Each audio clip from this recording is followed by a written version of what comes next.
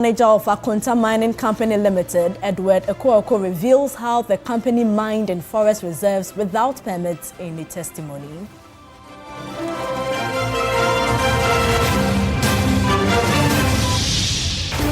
Later in the bulletin, President John Mahama cut sword for construction of 200-kilometer Wenchi-Bole-Sola-Wa road network.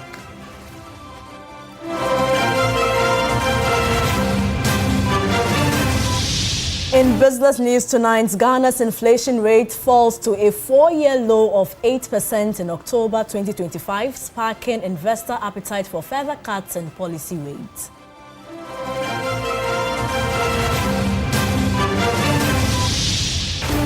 On the international front, Nigerian government rejects the United States designation of the country as a country of particular concern over alleged violation of religious freedom.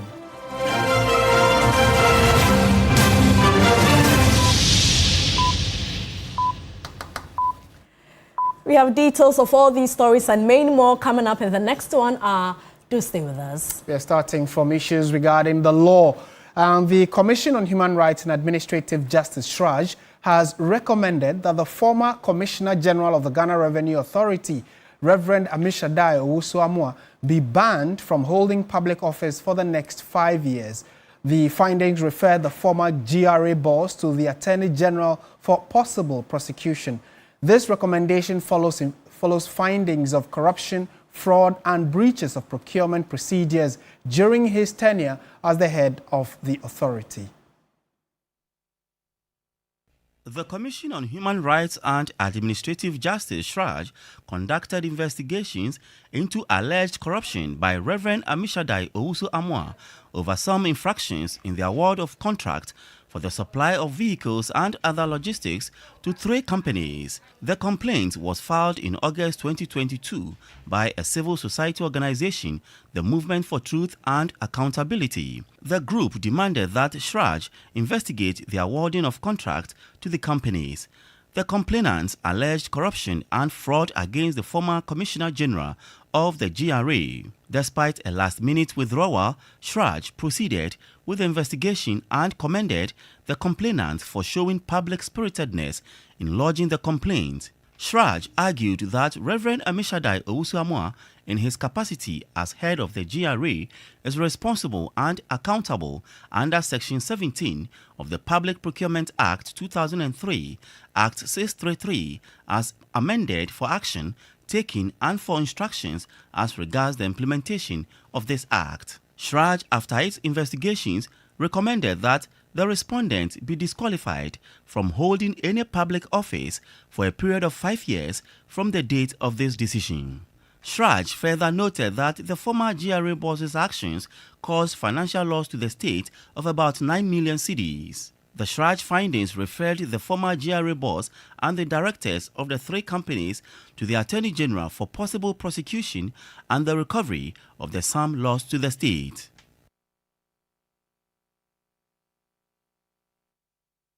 Right, so let's go to the phone lines now. Edem Senanu is the co-chair for Citizens Movement Against Corruption. He's joined us for a quick conversation on this. Mr. Senanu, good evening to you. Thank you for your time. As an anti-corruption person, are you surprised about these findings from SHRAJ? Well, no. I mean, given the nature of the GRA as such an elaborate organization, if you're not keeping eyes on things, it's not too surprising to have situations like this being reported. So no real surprise. I think the issue for me would be the extent of culpability of the commissioner, because it seems to me they are saying he cannot avoid liability, which suggests that other persons were more directly involved. And so the question in my mind is, who was directly responsible for this? Yes, we may say ultimately the head of the entity bears some responsibility, but if we're going to fix our systems, we need to pay attention to where things are going wrong and how they went wrong in order to come up with sound recommendations moving forward. And I'm sure that your main concern would also be that beyond prosecutions and probably beyond the retrieval of these monies we are told that the state has lost, there should be a review of the processes so we do not have a recurrence of some of this, because the Revenue Authority would always be dealing with revenue and money and cash flow, isn't it? Absolutely. So it seems to me, I mean, mind you, Reverend Dr. Asiedu-Dartey has the right to take these issues up in court. So it's not as if this is a conclusive matter. And these are recommendations for somebody who I believe has actually retired. So even the recommendation that he should be disqualified from a public office for 5 years, I'm not even quite sure how that connects with the individual involved. Substantively, what allowed this repetition to happen where companies that don't have the credibility, the capacity, whose location we don't know, I mean, that's strange. And we should be applying ourselves to that as well. Right. Because just recommending sanctions is not likely to get us an end to this continuous situation we find ourselves in. Right. Mr. Senanu, thank you so much for your time. And in the coming days, we'll certainly be engaging you and other individuals, because the lawyer for the 3 institutions involved say they are going to have their day in court. So we'll update you on how all of this plays out. And coming up shortly on your screens are the findings by Shraj against the former GRA boss. And they found that the award of contracts was in breach of some provisions of the Public Procurement Act, and the prices of vehicles from some of the companies were inflated, as well as the contract and supply of vehicles and logistics were tainted with fraud and corruption, and he, Reverend Asiedu-Dartey, cannot escape liability. Now, these happened during his tenure as the Ghana Revenue Authority boss. It's also found that his actions caused financial loss to the state to the tune of $826,551, as well as over 8 million Ghana cedis.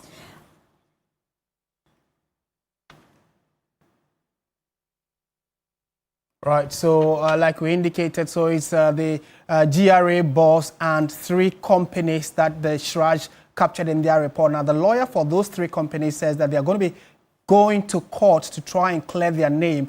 And the lawyer is Joseph Dindi-Okpemka, who spoke earlier on 3FM 92.7. Mind you, he's also former Deputy Attorney General of the Republic. I have the instructions of my clients to proceed to court to challenge the report. That's the preliminary remark I want to make.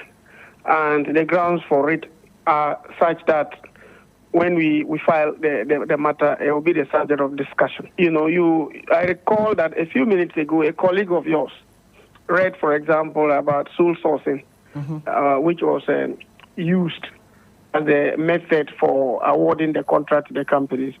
And the fundamental question Shraj hasn't addressed is whether that had the blessing of the PPA. And if the PPA approved it, what fault will the parties bear?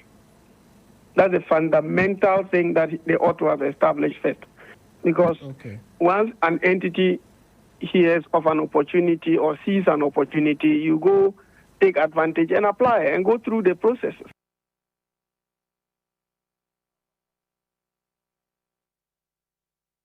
Let's now turn our attention to illegal mining, as tensions flared in Parliament today when members from both sides of the House traded jabs about which government has done better in the fight against illegal mining, while members from the majority say the past government failed to tackle the menace.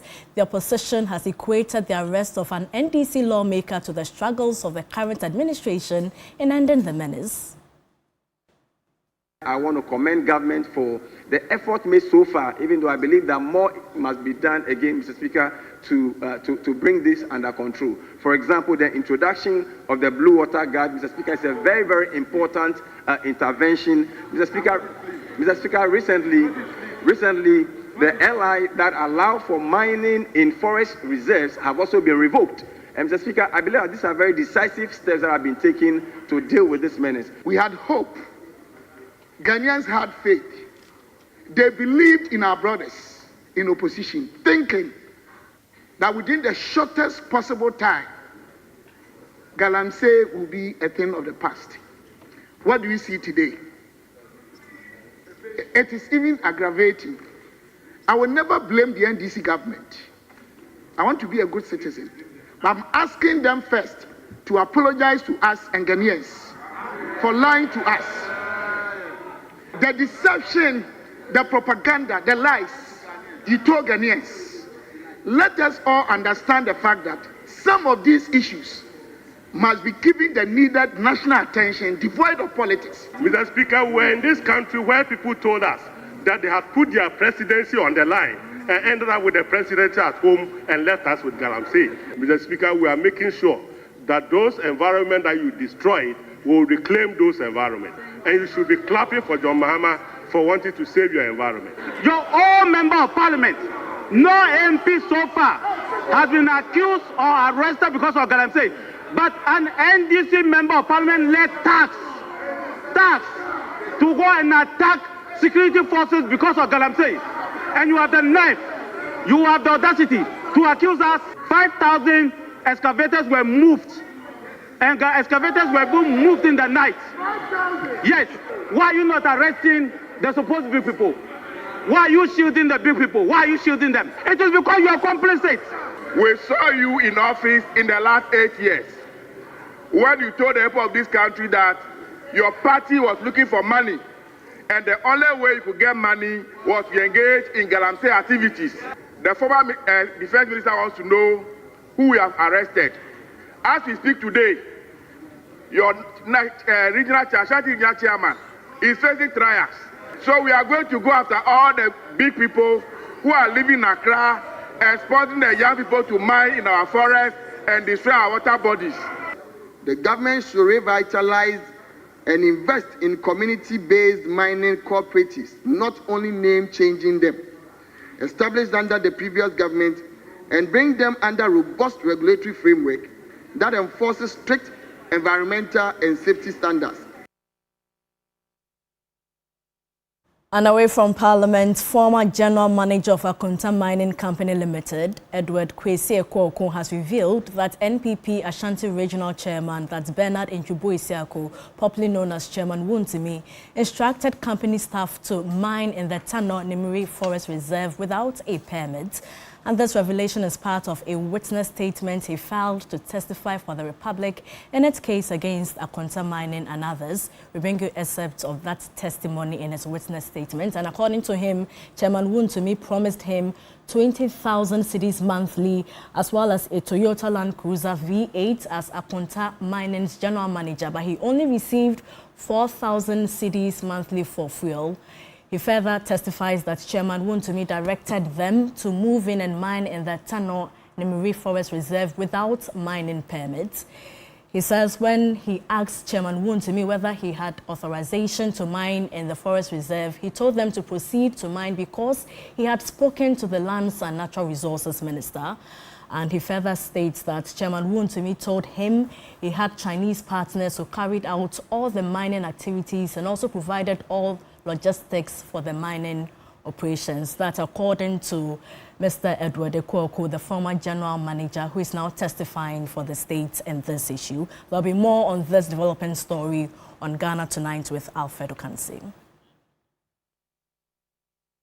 Let's go to one of our headline stories this evening. And President John Dramani Mahama has cut sword for the construction of the 200-kilometer Winchi-Bole Solar-Wa Road network to open up the N12 into neighboring countries as part of the Big Push agenda.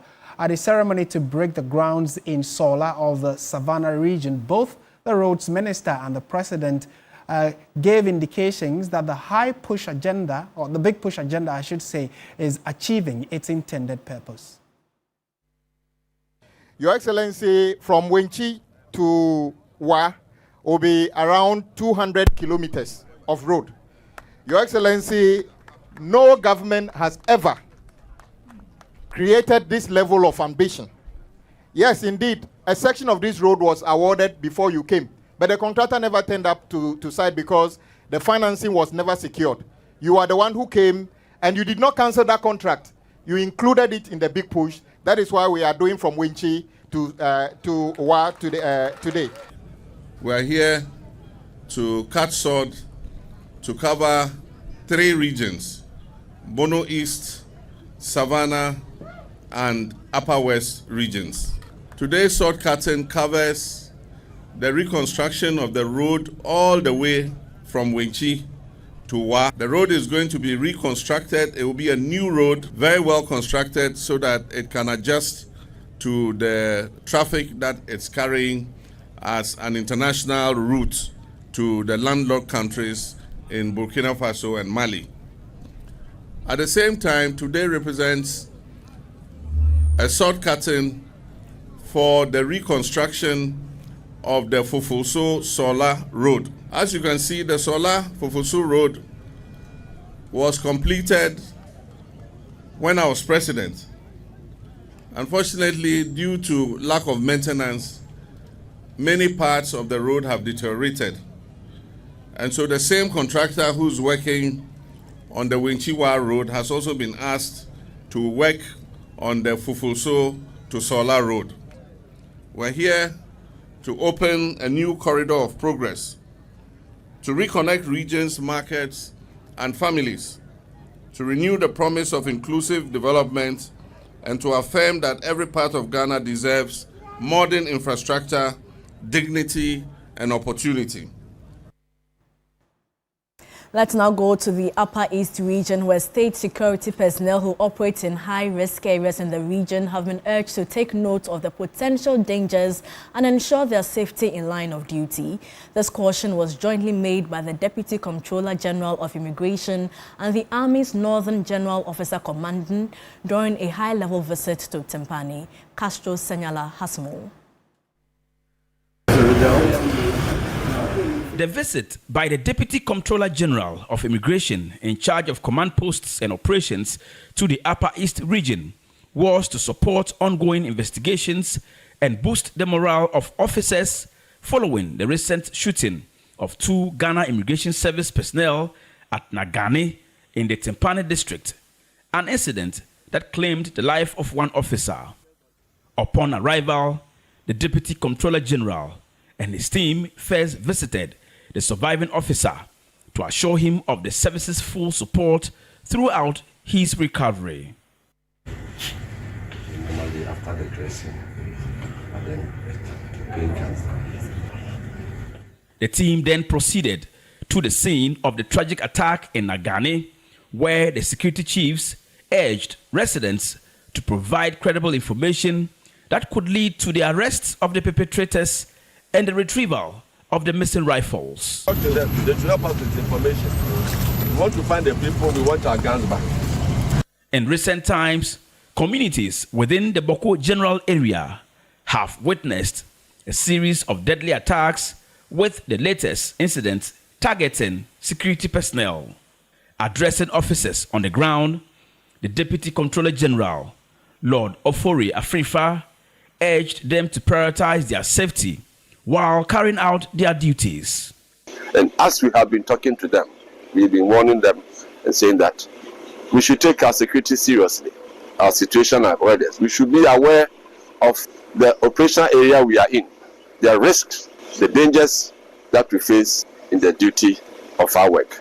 With the changing nature of violent attacks in conflict areas, the General Officer Commandant of the Ghana Army's Northern Command, Brigadier General Walanyo Agbebo, has called for stronger interagency collaboration to effectively respond to the growing insecurity. We have been doing this all over the regions. When I thought all the 5 regions, anywhere there's immigration and a custom post, I make sure I go there and I make sure that they have interaction with the military and to tell them that the military is always behind them, ready to support them at any point of time. So they should exchange contact numbers and make sure that they are always in touch. The Ghana Immigration Service and the Ghana Police Service are continuing with investigations into the circumstances surrounding the shooting, with assurance that every effort will be made to bring the perpetrators to justice and prevent similar incidents in the future. For TV3 News, Castro Sinyala, Timpani District, Upper East Region. From Upper East, let's go to the Savannah region and specifically to the East Gonja municipality of the Savannah region, where residents are demanding urgent government intervention to resolve what they describe as decades of crippling power instability. Electricity supply to Salaga, Bimbila, Wulensi, Bandai, Baza, Ketekrache, and other parts of the Eastern Corridor Road has not been the best over the past 4 years. Residents have had to battle with intermittent power outages, low and high voltage, face off, among other power supply challenges on daily basis. In 2022, residents of Salaga organized a demonstration to demand for an improvement of the power supply, but the situation seems unchanged as businesses and other livelihood activities have crumbled. To further press home their demand for stable power supply, the residents have hit the streets for the 4th time to protest. Conveners of the protest intimated that they will continue to protest until their demands are met. What we are doing is to complement such efforts so that government attention will focus here and know that we in the East Gonja municipality, we in the Salaga South constituency have challenges that government must. We are pleading on the government to try and then fix our lights for us so that we'll get more current to pump out the water so that Salaga can get more water. According to the youth, the municipality has battled unstable power supply for years with no concrete solution from authorities despite numerous engagements with the Volta River Authority VRA and the Northern Electricity Distribution Company NEDCO. The demonstrators presented a petition to the Municipal Assembly urging government to reconnect Salaga to a more stable power line and fast-track the construction of a proposed power substation in the area. East Gonja Municipal Coordinating Director Al-Hassan Mahamudu Kamara, who received the petition on behalf of the Assembly, says the Assembly has already engaged stakeholders on the issue and assured the situation will receive the necessary attention. We shall do all we can to ensure that the concerns of the youth of Salaga. In more news tonight, Care Flight Ghana has just made history, becoming the first Ghanaian medical facility to receive the prestigious International Training Center certification from the American Heart Association. This is the highest status a training center can obtain globally. For years, Care Flight Ghana has been at the forefront, serving not only the public but also critical sectors like mining, aerospace and oil and gas. Now, with this American Heart Association certification, Care Flight Ghana is authorized to offer globally recognized courses including basic life support and advanced cardiac life support for healthcare professionals. But their reach extends even further, providing crucial CPR, first aid and automated external defibrillator training for schools and the general public, empowering more Ghanaians with life-saving skills. I would urge the Medical and Dental Council and the Nurses and Midwifery Council to also make this as part of the mandatory CPDs that healthcare providers need to take. People collapse or get cardiac arrest, and as healthcare providers, we normally get confused. We don't even know what to do. Medical Director, Care Flight Ghana, Dr. Isaka Yakubu Akparibu, noted that adherence to international best practices, as they now teach, can dramatically improve survival rates across the country.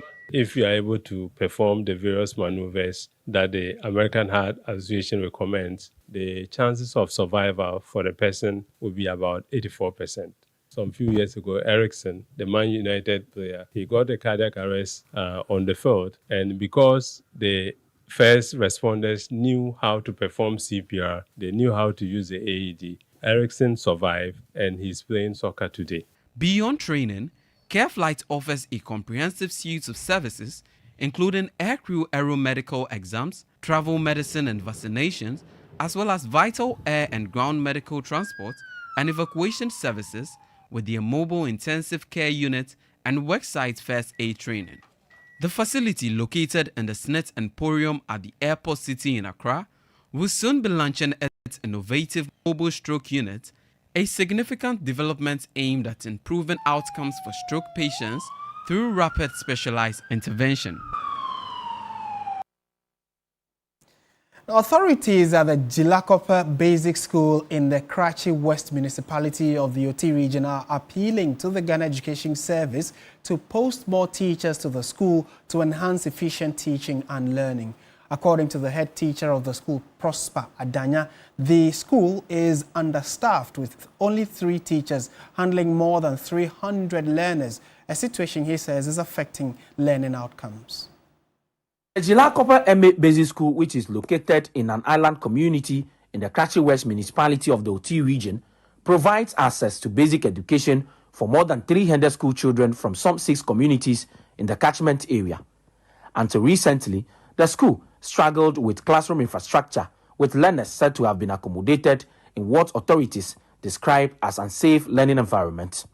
But thanks to Madamfo Ghana Foundation, a fully furnished 6-unit classroom infrastructure has been commissioned for the school. Formerly, we ran this school under 3 and then a deaf trap classrooms. Some years ago, a big storm took away all these structures.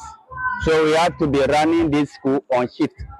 The KG and then the lower primary, they come at 8 and close at 12. Then we continue from the upper primary from 12 to the JHS at 3 o'clock. While thanking Madamfo Ghana Foundation for the intervention, head teacher of the school, Prosper Adanya, appealed to government and the GES to address the issue of inadequate teachers on staff, among other challenges that hinder quality teaching and learning. I need teachers because we are only 3 professional teachers managing from KG to JHS 3. So in the population about 362, 3 teachers managing 362. So for the academic performance, I can 100% boost of it till they give me more teachers in order to prove on it. The project also comes with a wash facility, a solar-powered system, and another 6-unit accommodation facility for teachers. Deputy Country Director for Madamfo Ghana Foundation, Enoch Sunday Atipo, explained that the project is in line with the organization's goal to ensure no child is left behind in education. When we compare those living in these rural communities, they write the same exams with those in the bigger cities, and these people need infrastructure.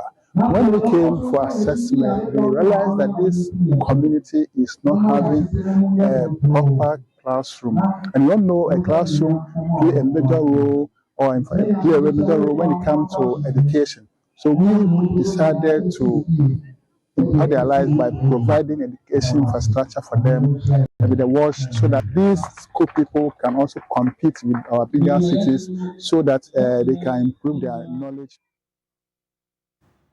This is still News 360 on TV3. Don't forget that we have business, sports, and entertainment all coming up, so don't move a muscle. Stay with us.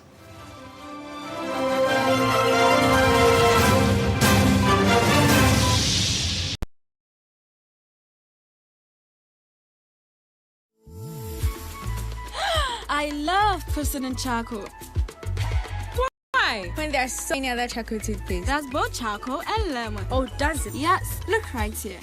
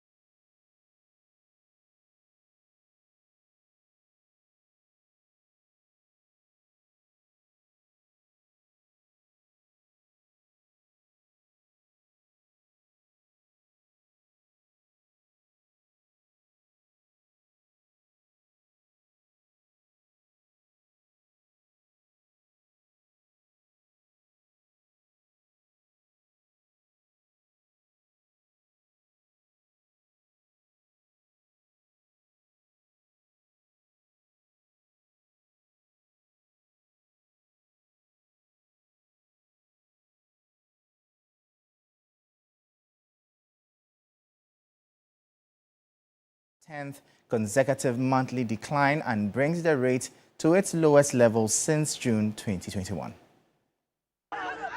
The 8% year-on-year figure for October is down by 9.4% in September, placing the rate precisely at the central point of the Bank of Ghana's medium-term target band of 8% plus or minus 2. This is the lowest inflation rate in 4 years. The continued slowdown reflects the impact of tight monetary policy and the stabilization efforts under the current economic program.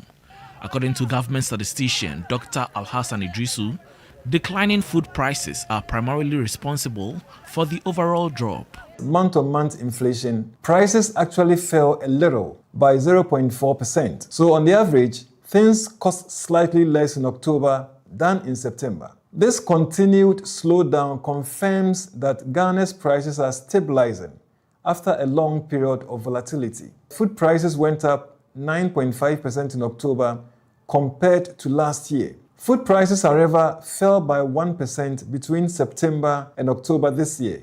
This achievement provides a major boost to government ahead of the 2026 budget presentation, signaling that the nation is transitioning from a period of high instability toward sustained economic recovery. For government, maintaining fiscal discipline and investing in storage, irrigation, and roads will help keep food prices steady.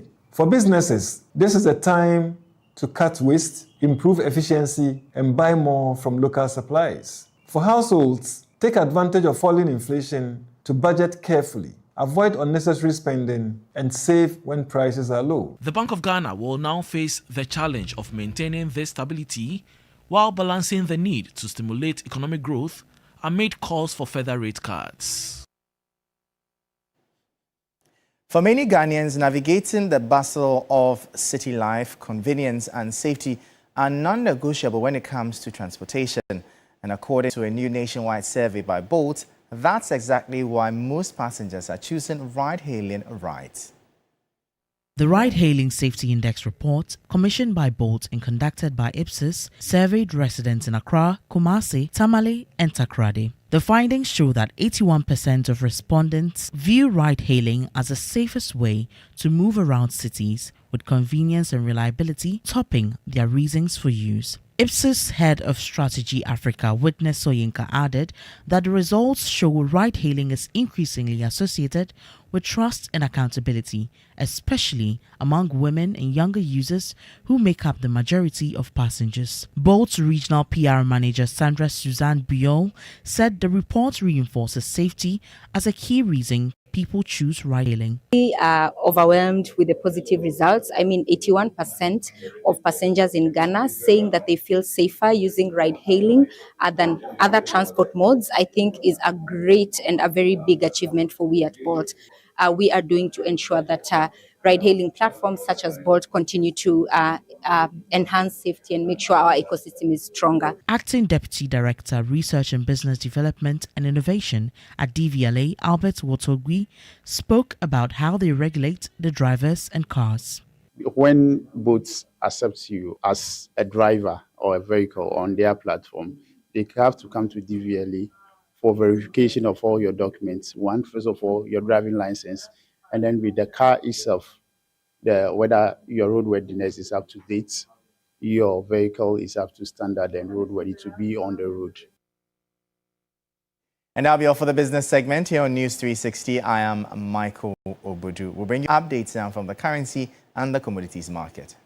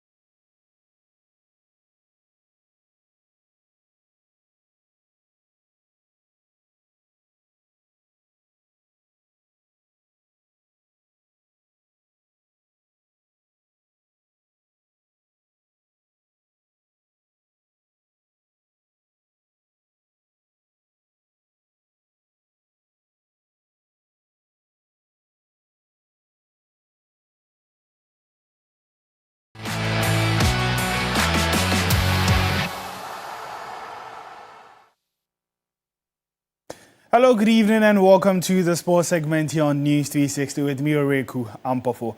The Minister for Sports and Recreation, Kofi Adams, has announced government's plans to construct a state-of-the-art sports stadium in the OT region and two other regions, especially when it comes to the Volta region. The initiative forms part of government's broad effort to enhance sports facilities nationwide, nurturing regional talent to also help promote community engagement and improve local sports infrastructure. As we speak now, Volta region have two teams in the Premier League, the Bando House of Lions and Hohoe United. So the Volta region and Ho Stadium, for that matter, will benefit from these planned projects. So the Minister for Finance in his budget will be making some announcements, and we'll see what we can start with next year and what can be added in subsequent years. So we are very much aware. We have had a series of engagements. We've sent a number of persons to that facility to look at. The NSA has gone in there. The regional minister has extended invitation to NSA again, and we are very much aware. It all boils down to the resources. But let's do some more here, where the Director General of the National Sports Authority, Ampofo Ankra, has revealed that the authority is engaging with the Sports Minister to better understand fan attendance patterns across different sporting events in Ghana. He explained that data shows varying demographics for the Black Stars, the Ghana Premier League, women's football, and other domestic events. According to him, the insight will help the NSA develop strategies to maintain and upgrade facilities while encouraging greater public participation. Yes, we're still engaging with the Honourable Minister because we found there's a new pattern of fans where if it's the Black Stars, you have a different, demography when it's the Ghana Premier League, when it's women's football, when it's domestic, non-football events. So we're trying to put all this together, which will give us a fairer idea of exactly what to do in order to maintain it, upgrade, and also encourage more people to attend. And then that would help in also maintaining our facilities. Well, we still stay with the National Sports Authority because they have officially announced that the suspension on professional boxing in Ghana will be lifted on Thursday, November 6, 2025, marking a major step towards reviving one of the country's most celebrated sporting disciplines. The following three sports report has more. National Sports Authority, NSA, in collaboration with the Ministry of Youth and Sports, has announced that the suspension of professional boxing in Ghana would officially be lifted on Thursday, November 6, 2025. This decision follows months of intensive consultation and reforms undertaken by the Ghana Boxing Interim Management Committee, IMC, to address the tragic event that led to the suspension of the sport earlier this year. The suspension was imposed after the unfortunate death of professional boxer Ernest Bahubali Akushi on September 25, 2025, which sent shockwaves through the Ghanaian sporting community. In response, the NSA and IMC embarked on a comprehensive review of the sports medical, safety, and governance framework to ensure that tragedies never reoccur. According to the IMC's report, significant progress has been made in strengthening medical and safety protocols, improving administrative efficiency, and enhancing governance standards. The NSA praised the patience and cooperation of boxers, trainers, and promoters throughout this period of reform. It also extended an invitation to both local and international promoters to bring world-class boxing events to Ghana under these enhanced standards. Well, before we go, just updates, by the way, when it comes to the UEFA Champions League, and Chelsea were held to a 2-2 draw against Qarabag, and Villarreal also losing to Pafos by 1-0. There are a host of games to come on at 8 p.m., including Manchester City versus Dortmund. You can get updates of all of those games and more on our social media platforms at 3 Sports GH. My name is Oreku Ampofo, and up next on the bulletin is Entertainment with Noela Donko.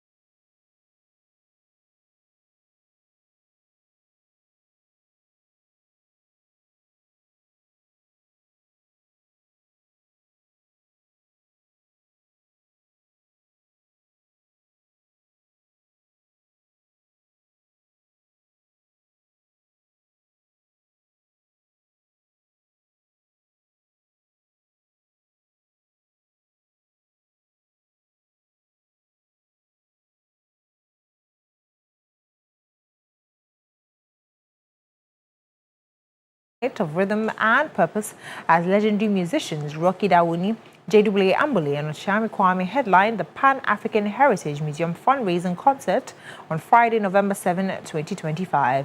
The event slated for the Accra International Conference Center will showcase some of Ghana's most celebrated performers in support of the visionary Pan-African Heritage World Museum, an initiative founded by Professor Kojo Yanka, a leading advocate for African cultural preservation. I say when you go to university, lecturer is your teacher. But when you come to listen to the band, Ambole is your teacher. Hey, you know what time it is. Okay. The star-studded concert will feature performances by multiple Grammy nominee and global icon Rocky Dawuni, the legendary J.W. Ambole, the ever-dynamic Ochame Kwame, soulful songstress Sina Soul, and other acclaimed artists. The event is designed to raise support for the Pan-African Heritage Museum, a visionary cultural initiative aimed at educating, inspiring and healing through exhibitions that celebrate the history, culture and achievements of Africans and people of African descent. At the moment, we have a digital museum space which is populated by over 3,000 artifacts. Now we are going to build a physical museum at Pomazi Hills at Winneba. That is where we will have a herbal plant section, a section devoted to heroes and heroines of Africa and Africa of the diaspora. We will have an amphitheater. We will have a section for youth and innovation. We would also have libraries and archives. Professor Pashenteng Obeng serves as the CEO of the Pan-African Heritage Museum. You may have heard of the adage that unless or until the lions have their own historians, the story of the hunt would always glorify the hunter. So now we are finding modes of conveying our own story. Beyond the spectacular performances, the night will stand as a vibrant celebration of African pride and unity. Organizers are aiming to raise about $30 million to support the project. But the key question remains, how will the fund raised from this concert contribute to the museum's development? We are going to employ people to do the collection of physical artifacts. 2, we would also find ways of publicizing what we have collected. 3, we are going to build the physical structure to house the artifacts that will be collected from all over the world. And it's not just the physical objects, but also the experiences, the histories, what we call the tangible and intangible aspects of people's heritage. When completed, the Pan-African Heritage World Museum will serve as a global center for culture dedicated to celebrating, preserving and promoting the shared history and achievements of Africans and the African diaspora. It will be a space where visitors can explore Africa's past, understand its present and draw inspiration from its future. Music lovers, cultural enthusiasts and supporters of African heritage are encouraged to be part of the musical fundraising concert.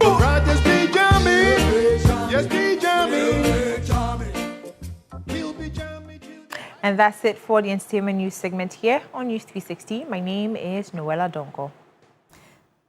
Thank you, Noella. Coming up, international news.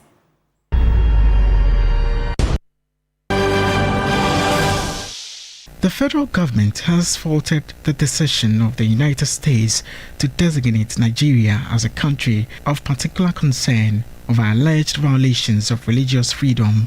Abuja insists that the classification was based on misinformation, mispresentation, and faulty data.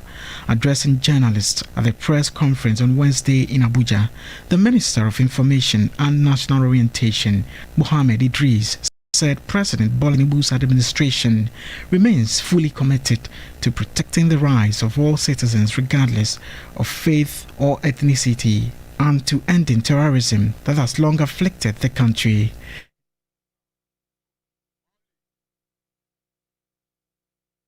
And that's it for our package this evening. Thank you so much for watching. I am Martin Asiedu-Dartey. And I am Portia Gabor. Do join Alfredo Cancer at 10 p.m. for Ghana Tonight. Good evening.